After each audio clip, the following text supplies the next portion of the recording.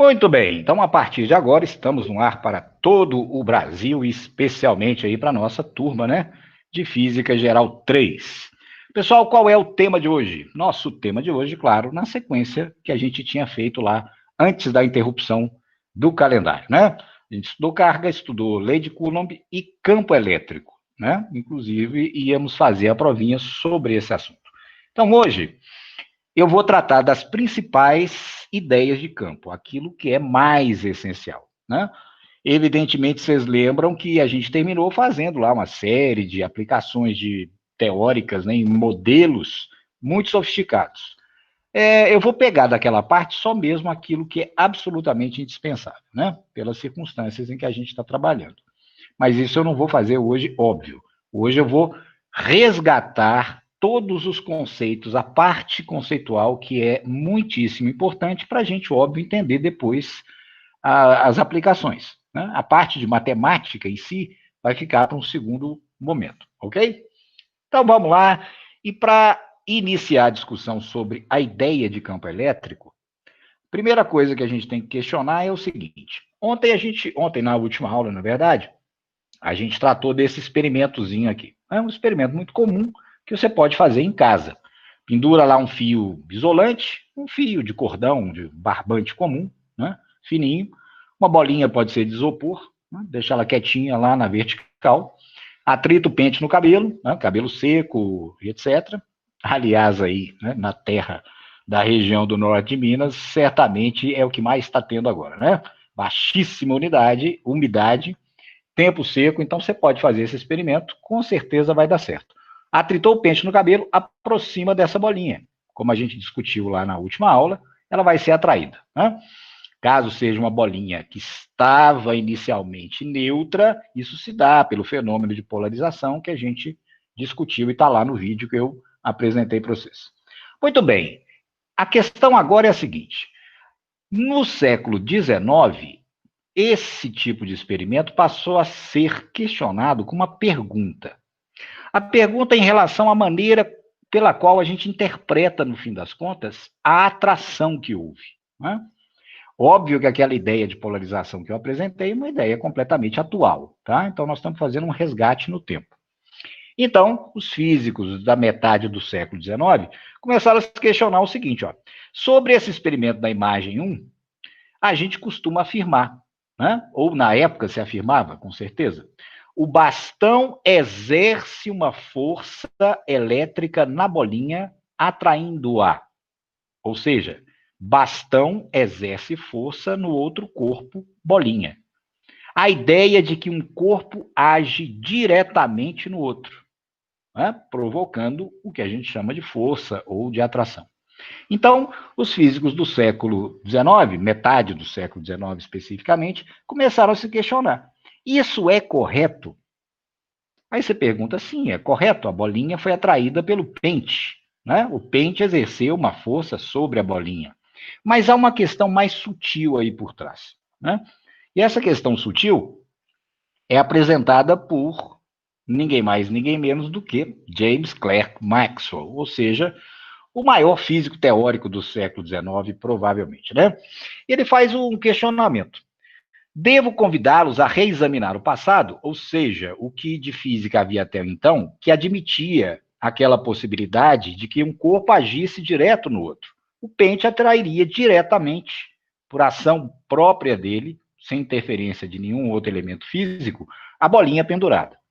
Então ele diz aí, ó, reexaminar essa ideia e voltar a sua atenção para uma questão que tem sido trazida à baila, né, de tempos em tempos. A questão refere-se à transmissão de força.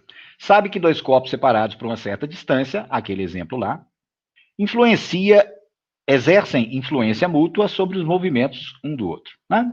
Ou seja, o experimento já era conhecido. Aí o Maxwell vai e questiona: dependerá esta ação da existência de uma terceira coisa, um elemento intermediário entre esses corpos que interagem, ou o que ele chamava de um agente de transmissão de força, por exemplo, o que eles testavam na época, uma hipótese do éter, que ocupa o espaço entre os corpos, ou será que os corpos agem uns sobre os outros imediatamente, instantaneamente, sem a intervenção de nada mais? Onde está a essência física do questionamento? É nesse imediatamente aqui, ó. Né? Imediatamente aqui, entenda-se instantaneamente. Ou seja, se um corpo age diretamente sobre o outro, sem intervenção de nada mais, essa mudança de comportamento teria que ser transmitida numa velocidade infinita, para que o outro corpo reagisse ao estímulo do primeiro. Aí a gente é levado a pensar o seguinte: será que existe transmissão de informação com velocidade infinita no universo ou em alguma parte dele? Esse questionamento que Maxwell faz, o Einstein vai retomar e é um dos pontos que vai conduzir o Einstein a propor a relatividade restrita em 1905. Ou seja, essa discussão da possibilidade ou não de se transmitir uma informação com velocidade infinita. Para a maioria dos físicos do século XIX, na segunda metade, isso não era uma ideia nada confortável. Se admitir que algo no universo pode caminhar, entre aspas, com uma velocidade infinita. Isso causa um incômodo, né? Porque a gente já sabia, naquela época, né, segunda metade do século XIX, que para você se mover tem que ter energia. Né? Essa energia veio de algum lugar. Então a informação é transmitida por que meios? Uma onda. Né? Eu estou transmitindo informação para você, estou usando ondas. E estou gastando energia de várias fontes. Ou seja, se você pensar na possibilidade de uma transmissão de informação levada por uma onda, por exemplo, né? Com velocidade infinita, você tem que admitir, em última instância, que pode existir uma fonte de energia infinita, que alimentaria a transmissão desse processo. Então, isso é que levou os físicos a reverem aquela questão. A impossibilidade de um corpo agir direto no outro. Para isso acontecer, se eu mudar o pente um pouquinho de lugar, a bolinha teria que rapidamente mudar também. Perceber que o pente mudou e ela reagir de acordo. Então, a transmissão de informação teria que ser com velocidade infinita. Né? Então, por essa razão, é que os físicos vão criar uma ideia teórica, né, nova. Por isso, daqueles primeiros vídeos que eu pedi para vocês. Como é que aqueles apartamentos, que são os campos conceituais, vão sendo construídos? Eles evoluem com o tempo. E o que a gente encontra dentro de cada apartamento? Objetos modelo. Essa figurinha 1 é um objeto modelo, né, para testar fenômenos elétricos. Né? Você tem que ter uma teoria geral, você tem que ter situações físicas, você tem que ter conceitos, grandezas, tudo aquilo que está lá no vídeo. Né? E aí, nesse caso, os físicos tiveram que criar esses elementos. Né? E eles vão criar a ideia de campo. É aí que ela nasce, por esse questionamento que eu acabei de apresentar. Né? Então, a gente precisa ver como é que isso foi implementado, foi criado dentro do corpo conceitual chamado, do campo conceitual chamado eletromagnetismo. Né? Isso não existia. É resultado de um questionamento, né, que a gente apresentou há pouquinho.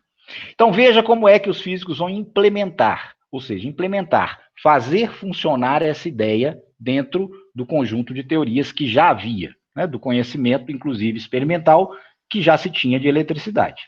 Então, é uma implementação. E nós vamos ver que eles vão implementar isso de duas maneiras, ó, usando dois níveis de caracterização dessa nova ideia. Um é o nível local, localizado, um ponto do espaço, aqui, aqui, aqui. E o outro é um nível de caracterização espacial, de uma região, de um volume, né, de uma região que ocupa espaço.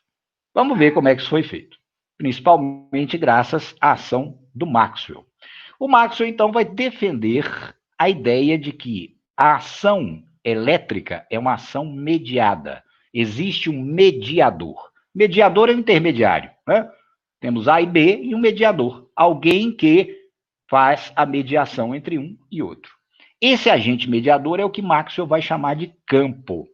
E segundo Maxwell, o modelo para que isso seja implementado concretamente é esse aqui, ó. Esse esqueminha aqui. A gente vai ter sempre uma carga, que eu vou chamar de quezão. Essa carga quezão vai criar nas imediações espaciais dela um campo, o famoso campo elétrico do Maxwell, que a gente vai representar por um vetor E, E é esse campo, o agente mediador, que transmite a força para uma segunda carga, Qzinho, que está próximo da primeira. Ou seja, produz força nessa segunda carga. Ele, campo elétrico, seria o agente mediador para transmitir a força de um corpo para o outro. Essa, em essência, era a ideia que o Maxwell propunha. Você fala, Luciano, mas esse negócio de campo a gente nem enxerga. Não. E funciona? Funciona. Essa teoria foi levada adiante exatamente pelos resultados que ela produziu. E um deles é o que a gente está fazendo aqui agora. É a possibilidade de transmitir informação usando onda eletromagnética, né? Que é exatamente, no fim das contas, a concretização dessa proposta teórica do Maxwell. Ok?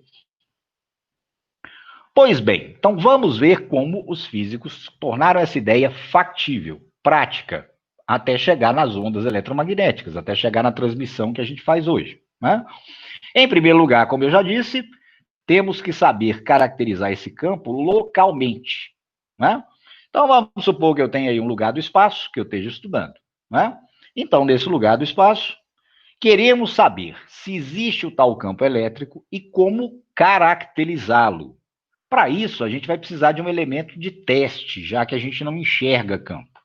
Esse elemento de teste é a chamada carga de prova, ou carga de teste. É um Qzinho, uma carga muito pequena, a menor que você puder encontrar, certo? Essa carga é posicionada no local, veja lá, ó, caracterização local. Que local? Aqui. Quero conhecer o campo nesse lugar onde está agora o meu indicador do mouse, eu vou colocar aí uma carga de prova. Para que ela vai ser posta aí? Primeiro, para evidenciar se existe campo, já que a gente não enxerga o campo, para evidenciar se ele existe, eu tenho que perceber algum efeito dele. Então, colocando-se uma carga Qzinho nesse ponto, caso ela fique sujeita à ação de uma força elétrica, assim que colocada naquele ponto, isso indica que nesse ponto, nesse local, existe o campo elétrico. Por quê? Pelo esquema anterior que o Maxwell propôs, certo? Quem está criando esse campo? Não estamos vendo ainda, né? O modelinho, olhando aí, né, da esquerda para a direita, é uma certa carga Qzão, que aqui não aparece, cria o campo, que agora a gente sabe que existe, que atua, exerce força numa carga de prova Qzinho. Por enquanto, a gente só sabe o final da história, mas pela concepção teórica do Maxwell, deve existir em algum lugar por aqui uma carga criadora desse campo. Pois bem, agora o que a gente tem que fazer é caracterizar. Como é que eu vou dizer as características do campo que agora eu sei que existe nesse local?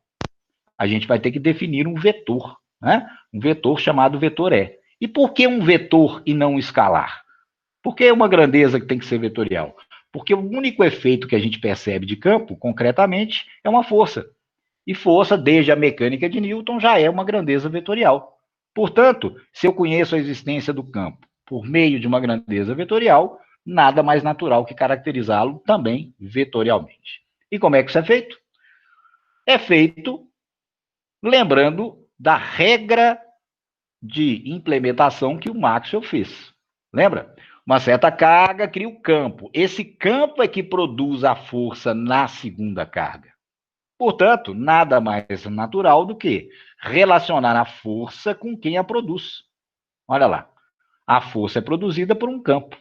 E ela é produzida sobre um elemento concreto do mundo físico, uma carga que você botou lá naquele local onde você quer testar o campo. Ah, mas eles tiraram isso do nada? Não. Não vamos esquecer que desde o Newton se conhece gravitação. Gravitação implica força-peso, né? E como é que a gente calcula a força-peso, que também é uma força de campo? Se você lembrar lá da mecânica, peso, povo de Minas Gerais, igual a M vezes G. G é campo gravitacional. M é a propriedade da matéria que permite que o campo haja. E, nesse caso, o peso é a força que esse campo produz. Então, pela experiência que os físicos teóricos já tinham com a gravitação, muito natural fazer essa relação para o campo elétrico. Ora, mas a gente quer caracterizar o vetor E. Portanto, E vai ser F sobre Q. Resumindo, Se num local do espaço, nesse aqui, eu quero saber, primeiro, se existe campo, e segundo, que característica vetorial ele tem, eu faço duas coisas. Primeiro, coloco uma carguinha de prova aí. Verifico se ela recebe uma força elétrica, não pode ser de outro tipo. Sendo uma força elétrica, existe campo. E como caracterizar o campo nesse local?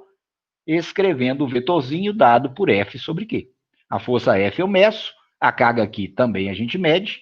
Na verdade, a gente mede depois que o Millikan fez a experiência, né? Mas mede, hoje mede, ok? Então, é possível caracterizar, por meio do vetor campo elétrico, no local do espaço, o campo que está presente lá, certo? Unidade para se medir o valor, a intensidade desse campo no sistema internacional. A unidade mais natural é essa que vem da definição aqui, ó, definição operacional. É a razão entre força, newtons, por carga, que a gente viu na última aula, relembrou, na verdade, que é medida em Coulomb. Então, newton por Coulomb é a unidade natural para a medida de campo intensidade de campo no sistema internacional. Muito bem. Lembra, a gente precisa, para que a ideia do Maxwell se torne uma ideia concretamente factível, é preciso fazer duas coisas. Caracterizar física e completamente o campo num local e numa região. Porque aí a gente vai ter o conhecimento pleno do efeito desse campo. Localmente, através do vetor E. Agora, a gente quer ver como fazer isso numa região extensa do espaço. Né? Suponhamos essa região aqui da imagem 3. O que a gente tem que fazer? Carga de prova. Ora, mas a região é composta de quantos pontos? Você tem aí quantos você quiser. Então, quer dizer que eu teria que colocar uma carga de prova num pontinho, medir a força, representar o campo, no outro pontinho, medir a força, representar o campo, e assim por diante. O mais que eu puder. O maior número de pontos dessa região que eu puder alcançar. Vamos supor que a gente faça isso primeiro num determinado local, para encontrar, né, as linhas de campo que vão caracterizar. Repara lá. Nesse local aqui, eu medi o campo E1. Observa que nesse local, o campo tem uma intensidade grande, né, considerando aí uma proporção com o tamanho da região. Né? Então, esse é o campo no local 1. Suponha que eu mude de local para explorar a região inteira e vai medir o campo mais acima. Que eu encontre o campo nesse local 2. E aí eu encontro para o vetor campo, esse vetor é 2.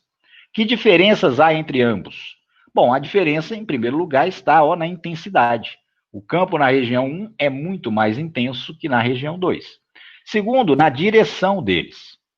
Ora, fazendo experimentos quantitativos e qualitativos em laboratório, principalmente o Michael Faraday percebeu que é possível, sabendo algumas medidas de campo, traçar as chamadas linhas de campo, que vão representar no espaço daquela região as propriedades que esse campo tem. Né? E que processo é esse? Bom, primeiro a gente tem que diferenciar as duas coisas. Como é que eu diferencio o fato de que o campo é mais intenso nesse local e menos intenso nesse local? A ideia que o Faraday teve, confirmou isso experimentalmente, foi que as linhas têm ajuntamento diferenciado. Ou seja, elas são mais concentradas em alguns lugares e menos em outras. Exatamente nos lugares onde o campo é mais forte, mais intenso ou menos intenso. Elas se concentram em torno dos locais onde o campo é mais forte. E elas são menos concentradas, menos próximas, relativamente umas das outras, nos locais onde o campo é mais fraco. Nesse caso aqui, se a gente fizer um experimento de Faraday, né, que vai estar na atividade para você lembrar como é que ele fez isso, a gente poderia encontrar na prática essas três linhas aqui. Essas três linhas seriam uma caracterização do campo nesse espaço, as chamadas linhas de campo. E como é que eu vou saber que, de fato, essas linhas caracterizam bem o espaço onde o campo está atuando? Percebendo o que eu falei há pouquinho. Se você reparar em torno da região onde a gente fez a medida do campo 1, repara a distância relativa entre as três linhas. Elas estão relativamente próximas.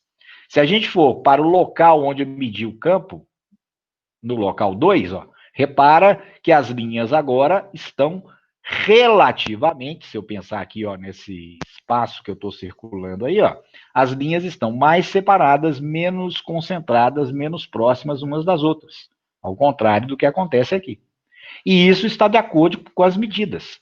Campo forte, linhas muito próximas. Campo fraco, linhas mais distantes, mais separadas. Agora, um outro aspecto também elas têm que caracterizar. O fato de que o campo aqui tem uma direção e aqui ele tem uma direção completamente diferente.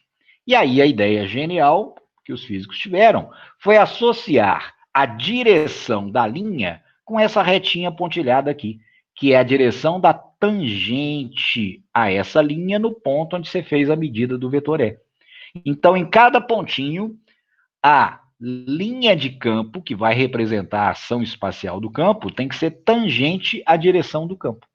Essa é uma segunda propriedade que permite que a gente mapeie uma região com linhas para enxergar as características do campo em toda aquela região. Né? Então, vamos sumarizar isso aí. São ideias extremamente importantes. Portanto, caracterização espacial das linhas de campo, propriedades. Primeira propriedadezinha, elas são tangentes ao vetor E, né? Que a gente acabou de estabelecer, em cada ponto. Segunda propriedade, as linhas do campo são mais adensadas, estão mais juntas naqueles pontos em que o campo é mais intenso. Né? Acabamos de destacar. E agora, uma terceira propriedade que ali não foi possível identificar. Qual é a propriedade? A propriedade que nós vamos procurar agora é em relação ao sentido de orientação dessas linhas. Por quê? Porque no caso da eletricidade, diferentemente da gravitação, a gente tem dois agentes fisicamente distintos que podem criar campo. Lembra? Modelinho do Maxwell lá? Carga quesão cria o campo. Só que eu posso ter dois tipos de carga quesão. Carga quesão positiva e carga quesão negativa. Carga criadora de um tipo e carga criadora do outro. E isso, com certeza, por serem fisicamente distintas as cargas, o efeito que elas produzem, que é o campo, deve ter alguma distinção. E qual é essa distinção? Exatamente no sentido. Por isso é importante a gente verificar a relação entre carga criadora e sentido do campo que ela produz. Na imagem 4, tem uma carga criadora, um quesão, que é positiva. E se a gente mapear as linhas de campo dessa carga quesão, a gente vai ver que elas têm a forma que é apresentada aqui. Que forma é essa? São linhas que partem da carga quesão e se espalham no espaço e vão ficando mais distantes umas das outras. Ó, né? Como é que eu sei disso? Medindo. Medindo como? Aquele processo que eu mostrei lá na caracterização local. Quero saber a característica do campo desse local. Coloco uma carga de prova, um Qzinho geralmente para facilitar, positiva. Verifico a força que atua. Nesse ponto, a linha tem que ser tangente. Né? Meço em outro ponto, meço em outro. E aí eu vou verificar se as linhas vão ficar mais próximas ou mais afastadas conforme os resultados das medidas que a gente obteve. Para uma carga quesão positiva, a gente vai ver que a simetria do campo é completa. Em qualquer lugar aqui que você fizer a medida, ó, né, conservada a distância até o centro, o valor vai ser o mesmo. Por isso, o padrão das linhas é bem comportado como esse, um padrão regular. É chamada de distribuição radial, como se fossem raios de uma roda de bicicleta. Né? Então, toda carga criadora positiva cria linhas que partem dela radialmente. E a gente pode ainda, nesse modelozinho aqui, ó, saber o valor do campo de uma maneira direta. Né? Porque vamos pensar, se as duas cargas forem pequenas, o bastante, claro que essa aqui é sempre muito pequenininha, e essa aqui é pequena. Né? Então, são cargas pontuais. Ora, cargas pontuais obedecem à famosa lei de Coulomb. Né? Então, a gente saberia calcular esse F, pode medir, mas a gente saberia calcular através da lei de Coulomb. K0, produto das cargas, sobre distância entre os centros delas ao quadrado. Isso é o F. Ora, mas o que diz a definição de campo, que a gente viu lá, em cada local? Força sobre carguinha de prova. Se eu dividir força de Coulomb por carguinha de prova, o que eu vou encontrar? É igual a K0, lembra lá? O numerador seria a força de Coulomb. K0, uma carga, que é a criadora Qzão, a outra, que é Qzinho, em cima, dividido pela distância ao quadrado e dividido por Qzinho, né? Já que é F sobre Qzinho. Os Qzinhos cancelam e a gente teria essa expressão para o campo criado por uma carga desse tipo. Né? K0 Q sobre R2 é de R, quer dizer que o campo está na direção do unitário da reta que une as duas carguinhas. Podemos, inclusive, calcular o valor desse campo, né? Se eu quero só o módulo, só o valor numérico, não interessa o sinal, pego o módulo da carga criadora Qzão e substituo. Então, essa expressão e essa distribuição de linhas de campo é característico de cargas chamadas de cargas pontuais, que terão para a carga positiva uma distribuição de linhas radiais que se separam a partir dela, né, que partem dela, que a gente chama de distribuição divergente. E a outra possibilidade? A outra possibilidade, claro, seria da carga Qzão ser negativa. Ora, fisicamente, lembra? O que vai mudar? Fisicamente, a distribuição de linhas é idêntica. Por quê? Porque existe simetria. São cargas distribuídas como se fossem uma bolinha de carga, né? Tanto na imagem 4 quanto na imagem 5. Então, a configuração geral de linhas não muda. Distribuição radial. Mas o que muda? Ora, o que muda fisicamente é a natureza das cargas. E essa natureza vai refletir no sentido de orientação das linhas. Repara que se eu fizer o teste agora com uma carga de prova Qzinho, colocar nesse ponto, cadê a força que a Qzão vai fazer? É para cá. Portanto, o campo elétrico aponta nesse sentido. Radialmente para dentro e não radialmente para fora, como foi no caso da carga criadora positiva. Então, veja que o aspecto geral das linhas é o mesmo. Linhas radiais se espalhando, né, em torno da carga. Diferença fundamental, o sentido. Aqui são linhas divergentes que se espalham para longe da carga, linhas convergentes que convergem, que apontam para ela. Essa é a terceira propriedade que faltava para a gente medir a caracterização espacial do campo, né? Propriedade P3. Olha aí. Espacialmente, numa grande região do espaço, as linhas de campo são divergentes se a carga criadora é positiva. De maneira simples, a gente diz que as linhas de campo partem, saem dessa carga criadora positiva, como a imagem 4 anterior mostrou. Por outro lado, elas são convergentes, elas apontam para, né, o objeto criador, se ela for negativa, né? A gente diz que as linhas, então, chegam sempre na carga negativa. Isso aí é parte de todo o modelo teórico das cargas estáticas, da eletrostática, né? Quando a gente trabalha com campo. Tá? Isso vale não só para carguinha individual, como essas duas aí que eu mostrei na imagem 4 e 5. Essa é uma característica absolutamente geral para qualquer distribuição de carga. Por exemplo, lá no comecinho, eu coloquei lá o bastão e a bolinha. Se o bastão estiver carregado com carga positiva, tá? E a gente puder mapear, desenhar as linhas de campo em torno dele, elas serão linhas que sairão do bastão. Né? O contrário, se ele estiver carregado com carga negativa, elas terão que chegar para ele. Independentemente da forma do corpo ou da quantidade de carga que ele tem. Tá? Essa propriedade do sentido das linhas é sempre universal para um tipo de carga e para o outro. A última propriedadezinha extremamente importante para a gente trabalhar concretamente com aplicações concretas de campo é uma ideia que foi desenvolvida assim que os físicos viram que toda essa caracterização que eu acabei de resumir, que ela funciona.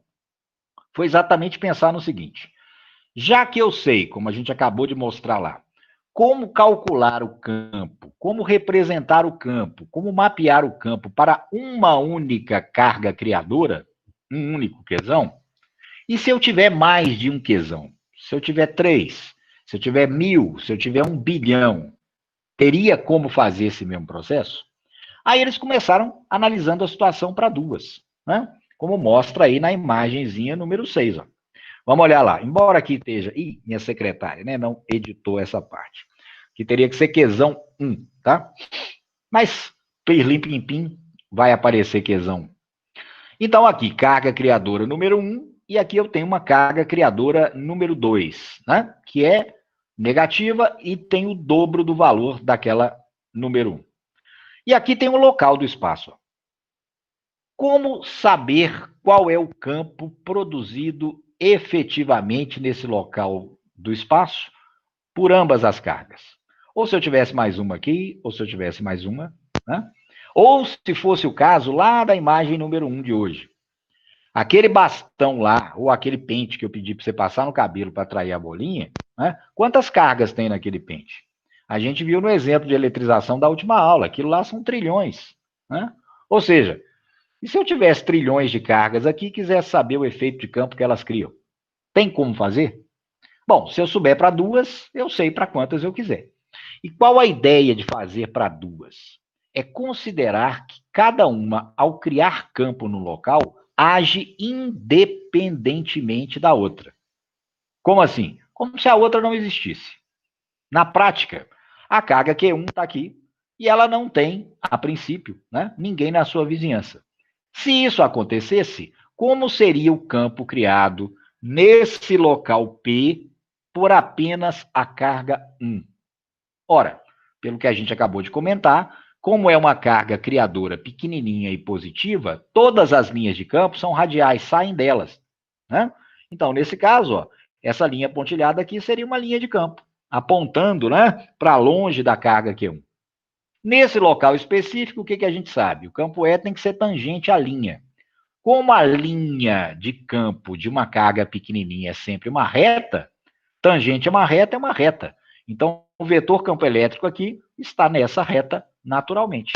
E ele aponta para onde? Para longe da carga, por aquela propriedade que a gente acabou de estabelecer, né? Porque a carga é positiva, o sentido das linhas é sempre divergente, para longe dela. Então, nesse local especificamente, vai existir um vetor E1 que representará o campo criado pela carga Q1. Então, está ele aqui.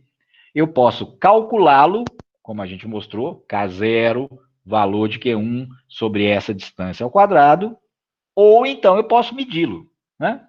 De toda maneira, eu vou conhecer o erro. Ok, resolveu o problema de uma carga? Resolvemos. O mesmo raciocínio vamos fazer para a carga 2. Ela vai atuar, vai produzir o seu campo nesse local P, como se a outra não existisse. Então, pensando nessa carga, temos que considerar duas coisas.